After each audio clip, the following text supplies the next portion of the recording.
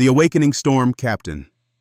Elena Vasquez stood at the observation deck of Luna Station, watching Earth's blue marble spin slowly in the cosmic dance. The coffee in her hands had gone cold hours ago, but she barely noticed. Her mind was focused on the encrypted message that had arrived from the outer colonies just 6 hours before. The message that would change everything humanity thought they knew about their place in the galaxy. The Corvan Empire had issued an ultimatum. All human settlements beyond the Sol system must be abandoned within 72 hours, or face complete annihilation. The message was clear, direct, and delivered with the cold certainty of a species that had never been challenged. The Corvans had been watching humanity's expansion for decades, and they had decided that the upstart species from Earth had grown too bold, too quickly. Elena turned away from the viewport and walked briskly through the corridors of Luna Station. Her destination was the most classified section of the facility, a place that officially did not exist on any blueprints or station maps. The guards at each checkpoint knew her face, but they still scanned her biometrics with practiced efficiency. What lay beyond these doors was humanity's greatest secret, a project that had consumed the brightest minds and largest resources for the past 15 years. The elevator descended deep into Luna's core, far below the mining operations and research laboratories that the galaxy knew about. When the doors opened, Elena stepped into a vast chamber that defied the moon's modest size. The space stretched out like an underground ocean, filled with the skeletal framework of something that should not have been possible to build in secret. Admiral Marcus Chen was waiting for her at the central command platform. He was a weathered man whose gray hair spoke of decades spent in the void between stars. His expression was grim as he handed Elena a data tablet containing the latest intelligence reports from their deep space monitoring stations. "The Corvan fleet is already moving," Chen said without preamble. 300 ships, including their flagship dreadnought, the Crimson Talon. Our colonies at Alpha Centauri and Kepler have been ordered to evacuate, but the civilian transports won't reach Sol before the deadline. Elena studied the tactical display, noting the positions of enemy vessels and the pathetically small human defense forces in each system.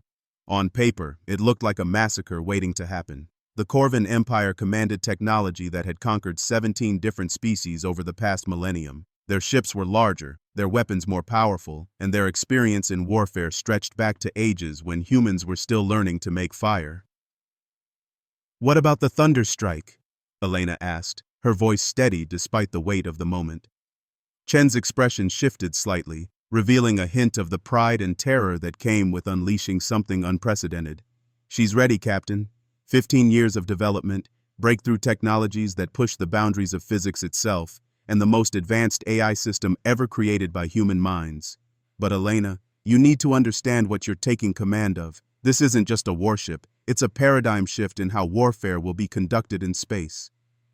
They walked together toward the observation platform that overlooked the construction bay. What Elena saw there took her breath away, even though she had been briefed on the project's progress for months.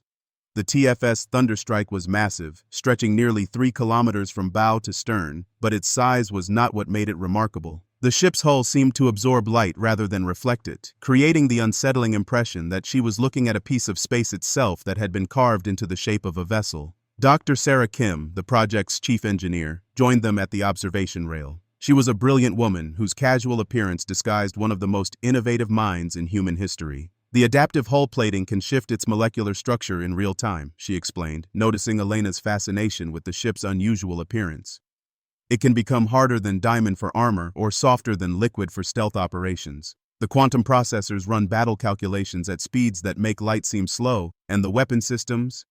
Well, let's just say the Corvans have never seen anything like what we've built."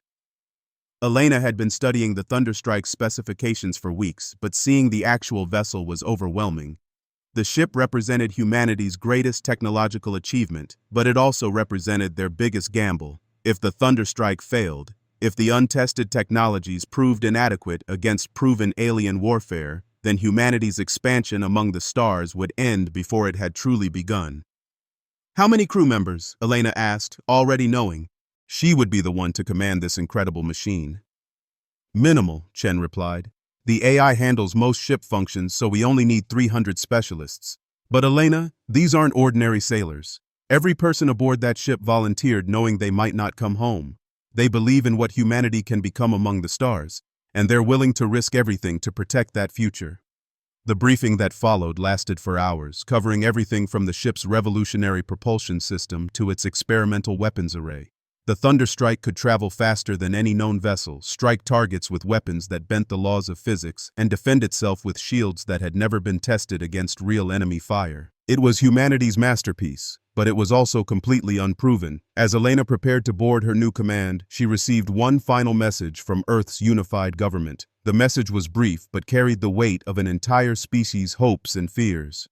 Captain Vasquez, you carry with you not just our most advanced technology, but our dreams of a future among the stars. The galaxy has underestimated humanity for too long. Show them what we're truly capable of. The Thunderstrike's maiden voyage began in complete silence. The ship slipped away from Luna Station like a shadow, its stealth systems rendering it invisible to even the most sophisticated sensors. Elena stood on the bridge, surrounded by displays that showed more information than any human mind should be able to process. But the ship's AI, which called itself Area, filtered and presented everything in ways that enhanced rather than overwhelmed human decision-making. "Captain," called Lieutenant Commander James Park from the navigation station. "We're receiving distress signals from the Kepler colony. Corvon advanced scouts have arrived ahead of schedule. They're demanding immediate surrender." Elena felt the weight of command settle on her shoulders like a physical force. The moment she had trained for, the moment humanity had prepared for, was arriving faster than anyone had anticipated. "Aria, calculate an intercept course for the Kepler system. Maximum speed." The AI's voice was calm and professional, with just a hint of something that might have been eagerness. "Course calculated, Captain. Estimated travel time at maximum velocity, 4 hours 17 minutes. Shall I engage the quantum drive?" "Engage." The Thunderstrike leaped forward through space in a way that defied conventional understanding of physics. Rather than accelerating gradually, the ship seemed to step sideways through reality itself, emerging light years away in a journey that felt instantaneous. Elena watched the stars shift and blur on the main display, realizing that she was experiencing technology that would reshape humanity's relationship with the cosmos. When they dropped out of quantum drive at the edge of the Kepler system, the tactical situation was immediately clear. 3 Corvan vessels, each the size of a city, were surrounding the human colony world. Their weapons were charged and aimed at the population centers below, while small human cargo ships desperately tried to evacuate civilians under the threat of imminent destruction. "This is Admiral Thekvar of the Corvan Imperial Navy," came a transmission in accented but clear English. "Human vessel, you will identify yourself and prepare to be destroyed. Your species has violated the territorial boundaries established by superior civilizations. Your expansion ends here." Elena studied the alien ships on her tactical display. They were impressive, bristling with weapons that had conquered worlds, protected by shields that had never been breached. But as she looked at them, Elena realized something important. The Corvans, for all their power and experience, were fighting the last war. They expected humans to respond with conventional tactics, conventional weapons, conventional thinking. "Open a channel," Elena ordered. When the connection was established, she spoke with the quiet confidence of someone who held advantages the enemy could not imagine. "Admiral Thekvar, this is Captain Elena Vasquez of the Terran Federation ship Thunderstrike. I'm here to inform you that you have entered human space without permission. You have 5 minutes to withdraw your forces, or you will be removed." The alien's response was predictable. Laughter that sounded like grinding metal, followed by dismissive threats about the consequences of human arrogance. The Corvan ships began moving into attack formation, their weapons powering up to levels that could crack planets. Elena looked around her bridge at the faces of her crew. They were young and old, from every corner of Earth and her colonies, united by their belief in humanity's potential. They had trained for this moment, but training was different from facing enemies who had never known defeat. "Aria, prepare all weapon systems. Target the lead vessel's primary weapon clusters. Show them what 15 years of human innovation looks like." The Thunderstrike's first shot was not a beam of energy or a physical projectile. Instead, the ship fired what could only be described as a packet of twisted space-time, a weapon that existed in the gap between theoretical physics and practical application. The effect on the Corvan flagship was immediate and devastating. Its shields simply ceased to exist, not destroyed but convinced by manipulated physics that they had never been there at all. The second shot was more conventional but no less effective. Plasma bolts accelerated to significant fractions of light speed struck the alien vessel's weapon systems with surgical precision. In less than 30 seconds, the most powerful ship in the Corvan fleet had been reduced to a helpless hulk, its weapons offline and its crew struggling to understand what had happened to them. The other two Corvan ships responded as their training dictated, firing everything they had at the strange human vessel. Their weapons were powerful enough to boil oceans, but they struck the Thunderstrike's shields and simply disappeared, absorbed by defensive systems that operated on principles the aliens had never encountered. Elena watched the battle unfold with professional detachment, but inside she felt the first stirrings of something that would reshape her understanding of humanity's destiny. They were not just defending their colonies. They were announcing to the galaxy that a new power had emerged, one that would not be pushed around by established empires. Aria, disable the remaining ships, minimum force necessary. The AI's response came with efficiency that bordered on artistry. The Corvan vessels found their engines shut down by targeted electromagnetic pulses, their weapons systems scrambled by quantum interference, and their communication arrays overwhelmed by data streams that their computers could not process. In less than 10 minutes, 3 ships that had terrorized entire solar systems were floating helplessly in space. Elena opened a communication channel to the disabled vessels. Admiral Thekvar, your ships are intact and your crews are unharmed. Consider this a demonstration of human capabilities. Return to your empire and inform them that we are not the weak species they believed us to be. The next time Corvan ships enter human space uninvited, we will not be so gentle. As the Thunderstrike escorted the damaged alien vessels to the edge of the system, Elena reflected on what they had accomplished. Humanity had announced its presence on the galactic stage, not with conquest or destruction, but with a display of technological superiority that left their enemies alive to spread the word. But she also knew this was just the beginning. The Corvan Empire would not accept this humiliation quietly, and other powers in the galaxy would want to test humanity's new capabilities. The storm that had been building for decades was finally breaking, and Elena Vasquez found herself at the center of events that would determine whether humanity would thrive among the stars or be crushed by forces beyond their control. The Thunderstrike set course for Earth, carrying news that would change everything. Humanity was no longer hiding in the shadows of the galaxy. The hurricane had arrived, and the cosmos would never be the same. Thunder in the void. The emergency session of the Corvan High Command convened within hours of Admiral Thekvar's humiliating retreat from the Kepler system. The massive war chamber on Corv Prime buzzed with tension as military leaders who had never known defeat struggled to comprehend reports that seemed impossible. The humans, those primitive newcomers to galactic civilization, had disabled 3 Imperial warships without suffering so much as a scratched hull plate. Supreme Commander Vex Thul stood before the holographic display showing the battle footage, his 4 arms crossed in a gesture of barely contained rage. The Corvan leader was ancient by the standards of most species, having personally overseen the conquest of 7 different worlds. His scarred exoskeleton told the story of centuries spent in warfare, and his reputation for ruthless efficiency had kept the Empire's enemies cowering in distant systems. "Explain to me," Vex Thul's voice rumbled like distant thunder, "how a single human vessel accomplished what our intelligence claimed was impossible. Our analysis indicated that Terran technology lagged behind our own by at least 2 centuries. Admiral Thekvar's shame was visible in the way his secondary arms trembled, a biological response that Corvans could not control under extreme stress. "Supreme Commander, their ship operated using principles we do not understand. Their weapons bypassed our shields as if they did not exist. Their defensive systems absorbed our most powerful attacks without apparent effort. It was as if they were fighting with technology from a more advanced civilization." The chamber fell silent as the implications of this statement settled over the assembled military leadership. For a millennium, the Corvan Empire had maintained its dominance through superior technology and overwhelming force. The idea that humans, barely 300 years removed from their home planet, could challenge that dominance was unthinkable. Commander Zektar, leader of the Empire's intelligence division, stepped forward with data tablets containing information that would reshape their understanding of the galactic balance of power. "Supreme Commander, we have completed our analysis of the human vessel's capabilities. Their ship appears to utilize quantum manipulation technology, advanced artificial intelligence beyond anything in our databases, and weapons that operate by altering the fundamental properties of matter and energy. Vexithul examined the reports with growing unease. The technology described in these documents was not merely advanced. It represented a leap forward that should have taken centuries to develop. How did they achieve this level of advancement without our knowledge? We believe, Supreme Commander, that humanity has been concealing their true capabilities for decades. While we observed their expansion and dismissed them as a minor threat, they were secretly developing technologies that surpass even our most optimistic projections for our own research programs.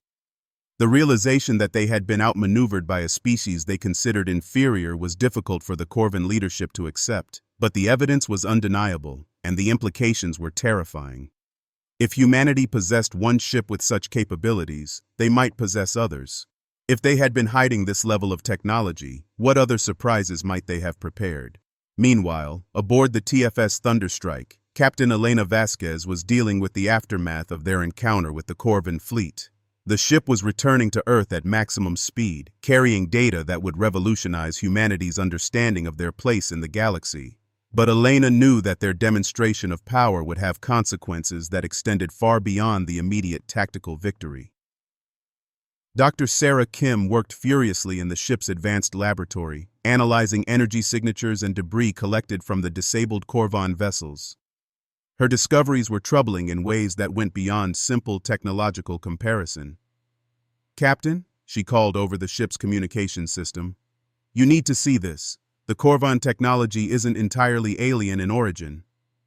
Elena made her way to the laboratory, where holographic displays showed three-dimensional models of Corvan weapon systems and shield generators. But embedded within the alien technology were components that looked disturbingly familiar. "Are those human design elements?" "Not just human, Captain. These are based on technologies that appear in our oldest theoretical research papers, work that was classified and supposedly destroyed decades ago. It's as if someone gave the Corvans our early research and allowed them to develop it along different lines." The implications were staggering. If human technology had somehow found its way into Corvan hands, it suggested a level of infiltration or cooperation that officially did not exist, but it also explained why their weapons had been so effective against alien defenses. The Thunderstrike systems had been designed to counter the very technologies that humanity had originally developed. Arya's voice interrupted Elena's contemplation with an announcement that sent chills through the entire crew. "Captain, I am detecting massive energy signatures approaching from multiple vectors. Analysis indicates the signatures belong to vessels from at least 6 different species, including Corvan, Vexhi, and Thernodian fleets. Total ship count exceeds 800 vessels." Elena rushed to the bridge, where the tactical display showed a sight that would have terrified any conventional military commander. The combined fleets of half a dozen galactic powers were converging on Earth's solar system, their arrival clearly coordinated and planned in advance. This was not a response to the Kepler incident. This was an invasion that had been prepared for months. "Arya, time to Sol system?" "At current velocity, 18 hours, Captain. However, the enemy fleets will arrive approximately 6 hours before us." Elena felt the weight of command pressing down on her like the gravity of a massive planet. Earth's defense forces were capable by human standards, but they would be completely overwhelmed by a coordinated attack from multiple alien empires. The Thunderstrike was powerful, but even with its advanced technology, it could not face 800 enemy ships alone. "Captain," Lieutenant Commander Park called from his station, "we're receiving a priority transmission from Earth Command." Admiral Chen's face appeared on the main screen, but behind him Elena could see the controlled chaos of a military headquarters preparing for war. "Elena, the enemy fleets have been detected by our deep space monitoring stations. Earth's defense forces are mobilizing, but we're facing overwhelming odds. How soon can the Thunderstrike reach Earth?" 18 hours, Admiral, but sir, the enemy will arrive before us." Chen's expression was grim but determined. "Elena, there's something you need to know. The Thunderstrike was never intended to fight alone. We've been building more than one ship." The revelation hit Elena like a physical blow. For 15 years, she had believed that the Thunderstrike was humanity's singular masterpiece, their one chance to level the playing field with more advanced civilizations. The idea that there were other ships, other weapons, changed everything about their strategic situation. "How many ships, Admiral?" 12 Hurricane-class battleships, Elena, each one built using the same technologies as the Thunderstrike, each one commanded by our best officers. They've been hidden throughout the solar system, waiting for the moment when humanity would need to reveal its true strength. As if summoned by Chen's words, new contacts began appearing on the Thunderstrike's sensors. Ships that had been invisible moments before suddenly revealed themselves, their stealth systems disengaging as they prepared for the greatest battle in human history. Elena watched in amazement as vessel after vessel appeared on the tactical display, each one broadcasting identification codes that confirmed they were human-built Hurricane-class battleships.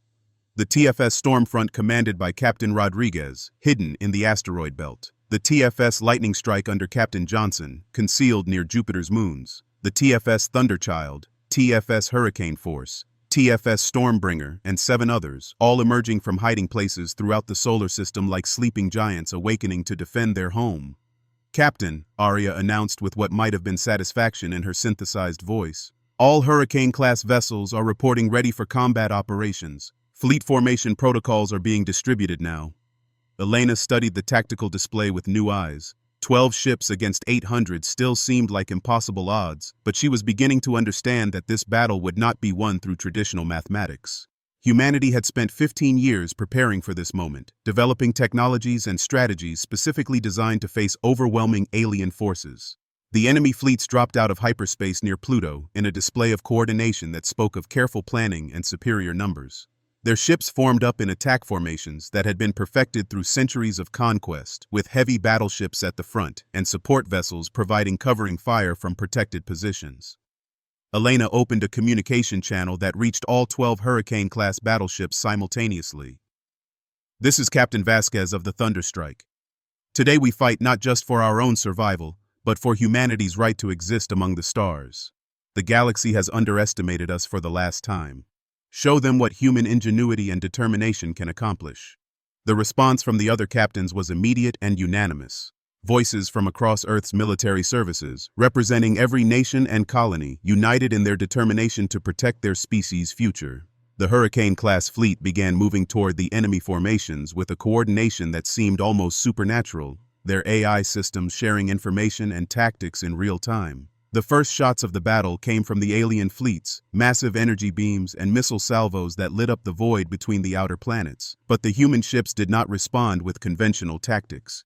Instead, they seemed to phase in and out of normal space, appearing behind enemy formations to deliver devastating attacks before vanishing again. Captain Rodriguez's Stormfront demonstrated the true capabilities of human quantum manipulation technology by simply removing a section of a Vex-High dreadnought from normal spacetime. The alien vessel found itself missing 50 meters of its hull, the absent section existing in a pocket dimension where it could cause no damage but also could not be recovered. The TFS Lightning Strike used gravitational manipulation to turn a group of asteroid-sized Thernodian vessels into their own weapons, accelerating them to relativistic speeds and launching them at enemy formations. The aliens found themselves under attack from their own ships, helpless to defend against projectiles that moved too fast for conventional countermeasures. Elena watched the battle unfold with a mixture of pride and amazement. Each Hurricane-class captain had developed their own interpretations of the advanced technologies, creating a fighting style that was uniquely human in its creativity and adaptability. They did not fight like the aliens expected, following rigid tactical doctrines and established patterns. Instead, they improvised and adapted in real time, using their advanced technology in ways that seemed to violate the rules of warfare itself. But the most remarkable moment came when the enemy fleets attempted to coordinate a massive assault on Earth itself. 800 ships firing simultaneously should have been capable of sterilizing the planet's surface, but the Hurricane-class fleet had one more surprise prepared. All 12 ships activated their quantum entanglement systems simultaneously, creating a network of interconnected vessels that shared not just information but actual defensive capabilities. When the alien weapons fired, they found themselves targeting not 12 separate ships, but a single, distributed entity that existed across multiple points in space. The enemy weapons struck shields that were everywhere and nowhere, their energy absorbed and redistributed through quantum networks that operated beyond the aliens' understanding of physics. And when the human ships returned fire, they did so with the combined computational power of 12 advanced AI systems, striking with precision that made their enemies' targeting systems seem primitive by comparison. The battle lasted only 3 hours, but in that time, the balance of power in the galaxy shifted permanently. 800 alien ships found themselves disabled, captured, or destroyed by 12 human vessels that had redefined the very nature of space combat. The surviving enemy commanders sent desperate messages to their home worlds, reporting that humanity possessed technology that seemed like magic to civilizations that had considered themselves the masters of the cosmos. Elena stood on the bridge of the Thunderstrike as the last enemy vessels retreated in disorder, their fleet shattered, and their confidence destroyed. Around her, the other Hurricane-class battleships maintained formation, their presence a promise that humanity would never again be threatened by those who sought to limit their expansion among the stars. "Arya," Elena said quietly, "send a message to all surviving enemy vessels. Tell them that humanity offers peace to those who respect our sovereignty, but we will defend ourselves against any who threaten our people or our right to exist among the stars." The AI's response carried a note of satisfaction that seemed almost human. "Message sent, Captain. I believe the galaxy will be paying much closer attention to humanity from now on." As the Hurricane-class fleet began the journey back to Earth, Elena realized that they had accomplished something more significant than a military victory. They had announced to the galaxy that humanity was no longer a minor species to be ignored or bullied. They were a force that would shape the future of galactic civilization, partners rather than subjects in the cosmic community. But she also knew that this victory would bring new challenges and new responsibilities. The galaxy was vast, filled with wonders and dangers that humanity was only beginning to understand. The Hurricane-class fleet would be needed again, facing threats that they could not yet imagine. The thunder had echoed across the void, and the cosmos had heard humanity's roar. The New Galactic Order. 6 months after the Battle of Sol, the galaxy was a very different place. The victory of humanity's Hurricane-class fleet had sent shockwaves through every major civilization, forcing ancient empires to reconsider their assumptions about power, technology, and the nature of warfare itself. On Corv Prime, Supreme Commander Vexthul faced the greatest challenge of his long career, accepting that his empire was no longer the dominant force in their region of space. The Corvan High Command had spent weeks analyzing the battle data from Sol, trying to understand how 12 human ships had defeated 800 vessels from 6 different species. Their conclusions were disturbing for a military hierarchy that had built its identity on technological superiority and overwhelming force. The humans had not simply outfought them, they had demonstrated technologies that seemed to operate on fundamentally different principles than anything in the known galaxy. Admiral Thekvar stood before the assembled leadership, his report containing information that would reshape Corvan's strategic thinking for generations to come. "Supreme Commander, our analysis indicates that human technology represents a paradigm shift in applied physics. Their quantum manipulation capabilities, artificial intelligence systems, and energy projection methods suggest they have achieved breakthrough understanding in areas where our own research has reached theoretical dead ends." Vexthul's response was characteristic of a leader who had survived by adapting to new realities. "Admiral, what are you recommending?" "Sir, I believe we should open diplomatic channels with the Terran Federation. These humans have demonstrated that they prefer to disable rather than destroy their enemies. If we approach them from a position of respect rather than hostility, we might be able to establish mutually beneficial relationships." The suggestion was revolutionary for a species that had maintained its empire through conquest and intimidation. But the alternative, continued conflict with a civilization that had proven its technological superiority, was unthinkable for any rational military commander. Meanwhile, Captain Elena Vasquez found herself dealing with the unexpected consequences of humanity's dramatic emergence as a galactic power. The TFS Thunderstrike was docked at the newly constructed orbital facility above Earth, undergoing upgrades and modifications based on data collected during the Battle of Sol. But Elena's attention was focused on the stream of diplomatic communications that had been arriving from across the galaxy. The Ethereal Collective, a peaceful species that had been oppressed by more aggressive neighbors for centuries, had sent a formal request for protection and alliance. The Andromedan Trade Federation wanted to establish commercial relationships with human colonies, offering resources and technologies in exchange for access to human innovations. Even some of the species that had participated in the attack on Sol were quietly exploring the possibility of peace treaties and cooperation agreements. Admiral Chen joined Elena on the observation deck overlooking Earth's blue and white marble. The older man carried the weight of decisions that had reshaped humanity's destiny, but his expression showed satisfaction rather than regret. Elena, we're receiving formal invitations to join 3 different galactic councils, 2 trade federations, and 1 military alliance. 6 months ago, most of these organizations barely acknowledged that humanity existed. Elena nodded, watching the constant traffic of ships moving between Earth and the growing orbital installations.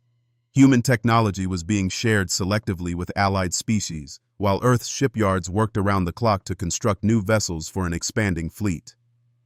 Admiral, what concerns me is that we're moving very fast from isolation to galactic prominence. Are we ready for the responsibilities that come with this level of influence?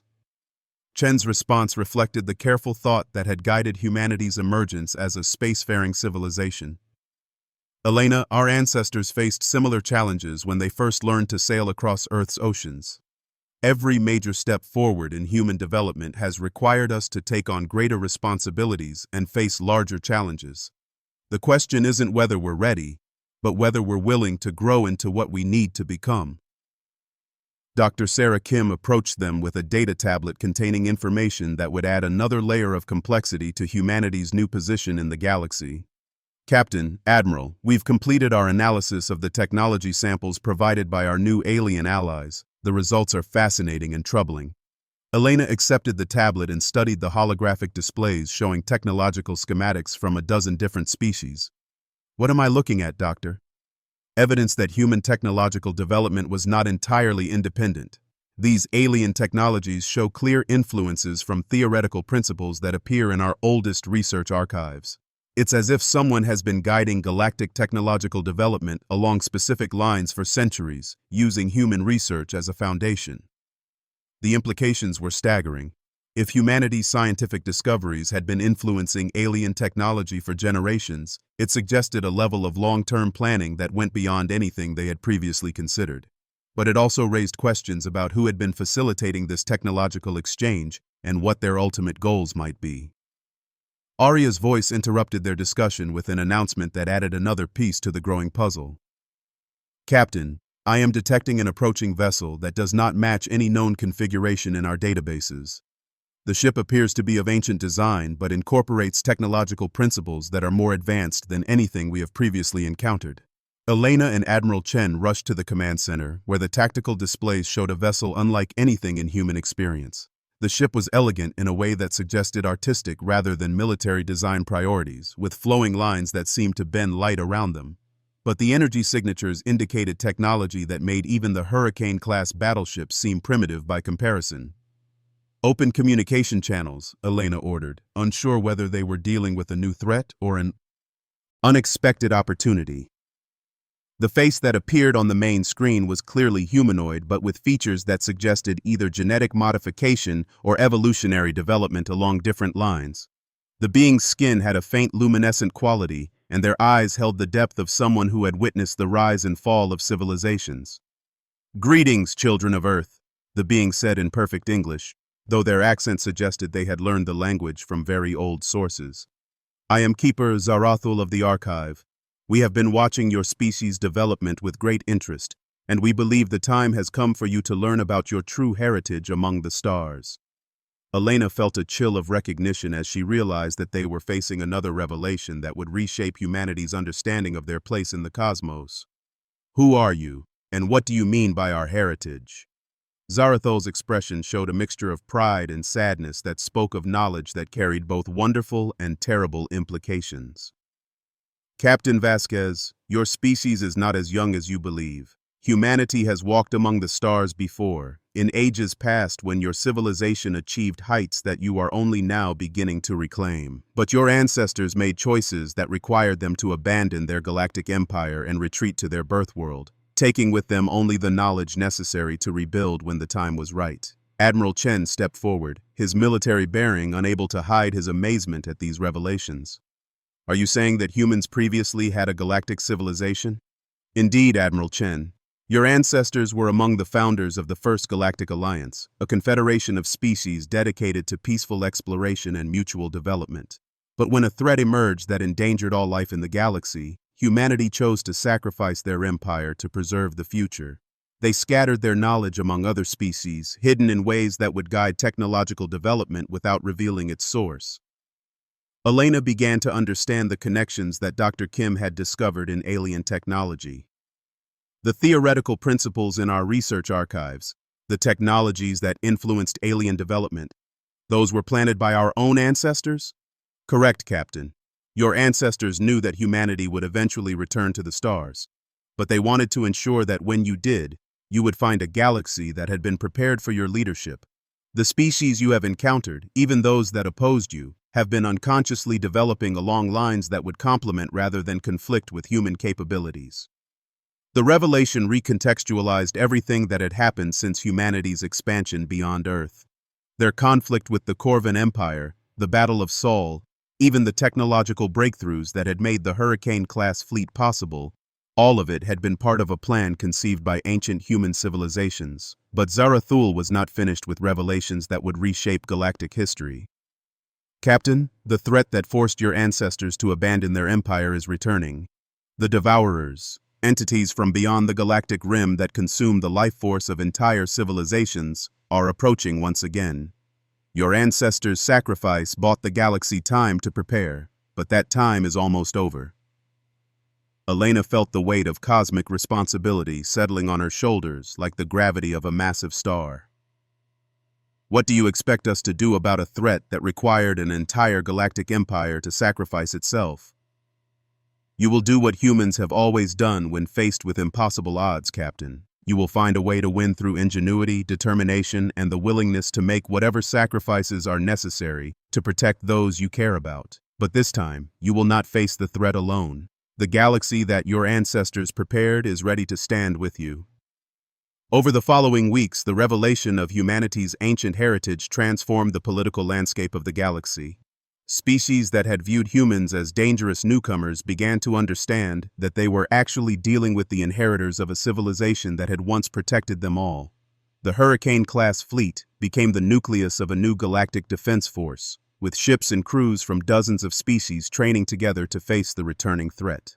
Elena found herself promoted to admiral and given command of the combined fleet, a responsibility that would have been unthinkable months earlier. But as she stood on the bridge of the upgraded Thunderstrike, surrounded by displays showing allied ships from across the galaxy, she realized that humanity had finally found its true calling among the stars. The Corvans contributed their expertise in large-scale fleet operations. The Ethereals provided advanced sensors capable of detecting threats across vast distances. The Andromedans offered logistical support that could maintain a war effort across multiple star systems. Each species brought strengths that complemented human innovation and adaptability. Dr. Sarah Kim worked with alien scientists to unlock technological secrets that had been hidden for millennia. The ancient human archives, accessed through genetic locks that recognized their descendants, revealed weapons and defensive systems that operated on principles beyond current understanding. But more importantly, they revealed the true nature of the Devourers and the strategies that had been used against them in the past. Admiral, Sarah reported during a briefing aboard the Thunderstrike, the Devourers aren't just predators. They're a form of life that exists partially outside normal space-time, which makes them nearly impossible to fight using conventional methods. But our ancestors developed weapons that could affect their dimensional anchors, forcing them back into the void between galaxies. Elena studied the holographic models of ancient human technology, noting similarities to the systems that powered the Hurricane-class fleet. Doctor, are you saying our current technology is based on these ancient weapons? Not based on them, Admiral. It is them, just redeveloped through modern understanding. The breakthrough technologies that we thought we had invented were actually our unconscious reconstruction of weapons our ancestors used to save the galaxy. The truth was both humbling and empowering. Humanity had not simply stumbled upon revolutionary technology through random innovation. They had been guided by genetic memories and inherited knowledge to recreate the tools they would need to face an ancient enemy. But the responsibility that came with this knowledge was overwhelming. Captain Rodriguez of the Stormfront joined the briefing via holographic communication from his position near the galactic rim, where combined fleet elements were establishing early warning stations. Admiral, we're detecting unusual energy signatures beyond the outer spiral arms. The patterns match theoretical models for Devourer approach signatures. Elena felt her heart rate increase as she realized that their preparation time was running out faster than anyone had anticipated. How long do we have, Captain? Based on current detection parameters, the first Devourer scouts will reach the outer systems within 6 months. The main force will arrive approximately 1 year after that. The timeline was impossibly short for the kind of galaxy-wide preparation that would be needed to face such a threat. But Elena had learned that humans were capable of achieving impossible things when the stakes were high enough. Aria, transmit activation codes to all Hurricane-class vessels. Begin implementation of Defense Protocol Omega. Aria's response carried an undertone of anticipation that suggested the AI systems had been preparing for this moment since their creation. Protocol Omega initiated, Admiral.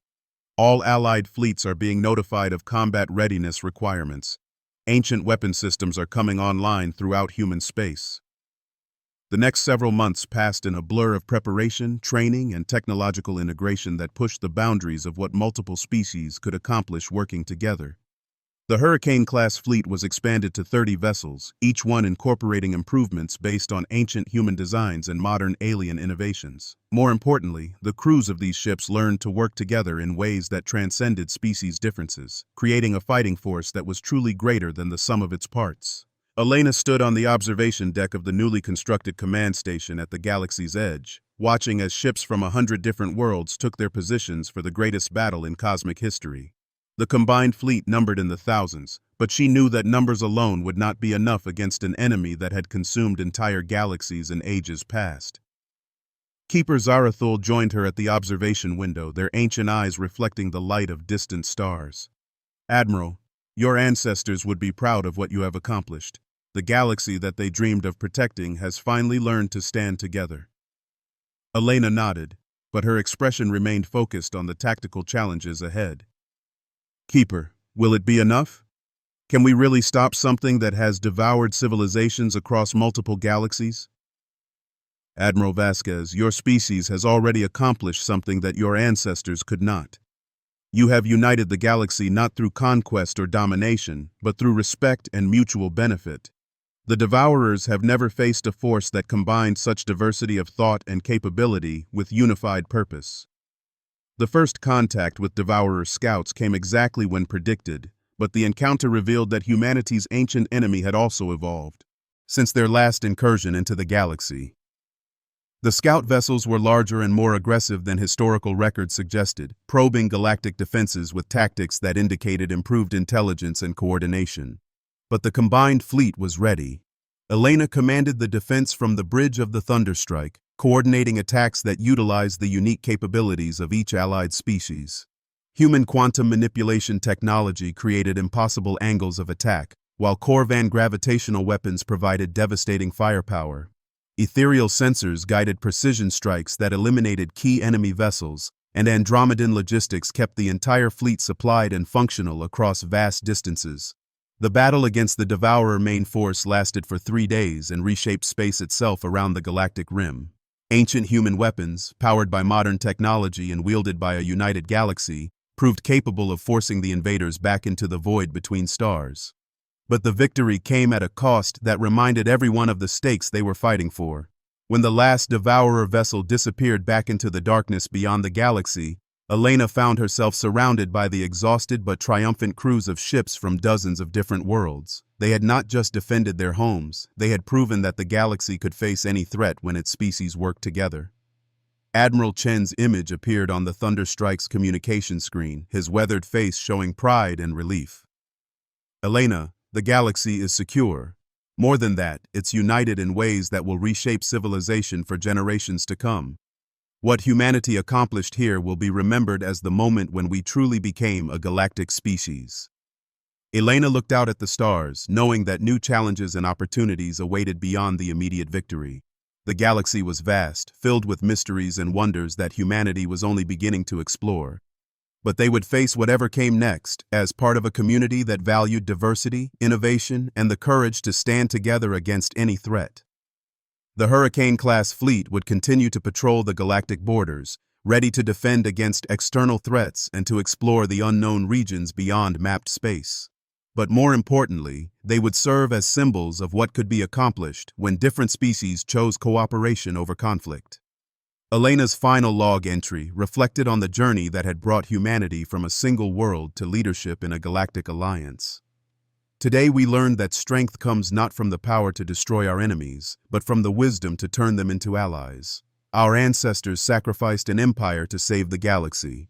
We have built something better, a community where every species has a voice and every world has a protector. The thunderstrike set course for Earth, carrying news of victory and peace that would echo through human space and beyond. The hurricane that had announced humanity's presence to the galaxy had evolved into something greater, a force for unity and protection that would guard the stars for generations to come. As Elena watched the blue marble of Earth grow larger on the main screen, she realized that humanity had finally found its true destiny among the stars.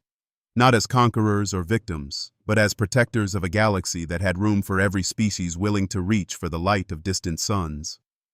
The storm had passed, leaving behind a cosmos transformed by the courage of those who refused to surrender their dreams to the darkness. And in the depths of space, new adventures awaited those bold enough to seek them among the infinite stars.